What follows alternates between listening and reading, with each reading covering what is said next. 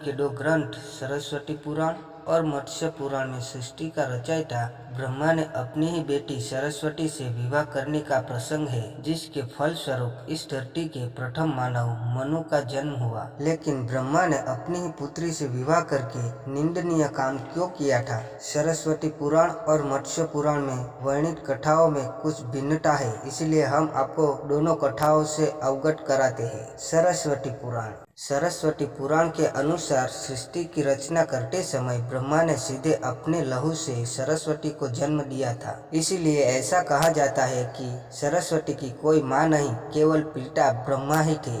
सरस्वती को विद्या की देवी कहा जाता है, लेकिन विद्या की यह देवी बेहद खूबसूरत और आकर्षक थी। स्वयं ब्रह्मा भी सरस्वती के मनमोहक आकर्षण से खुद को बचा नहीं सके और उन्हें अपनी अर्धांगिनी बनाने पर विचार करने लगे। सरस्वती ने अपने पिता की इस मनोभावना को भांपकर उससे बचने के लिए चारों दिशा में छिपने का प्रयत्न किया, लेकिन उनका हर प्रयत्न बेकार साबित हुआ। इसीलिए विवश होकर उन्हें अपने पिता के साथ विवाह करना पड़ा। ब्रह्मा और सरस्वती करीब 100 वर्षों तक एक जंगल में पति पत्नी की तरह रहे। इन दोनों का एक पुत्र भी हुआ, जिसका नाम रखा गया था स्वयंभू मनु। मत्स्य पुराण। इसके उलट मत्स्य पुराण के अनुसार ब्रह्मा के 5 सिर थे। कहा जाता है जब ब्रह्मा ने सृष्टि की रचना की तो वह इस समस्त ब्रह्मांड में अकेले थे। ऐसे में उन्होंने अपने मुख से सरस्वती, सांध्य, ब्राह्मी को उत्पन्न किया। ब्रह्मा अपनी ही बनाई हुई रचना सरस्वती के प्रति आकर्षित होने लगे और लगातार उन पर अपनी दृष्टि डालते रखते थे। ब्रह्मा की दृष्टि से बचने के लिए सरस्वती चारों दिशाओं में छिपती रही, लेकिन वह उनसे नहीं बच पाई। इसीलिए सरस्वती आकाश में जाकर छिप गई,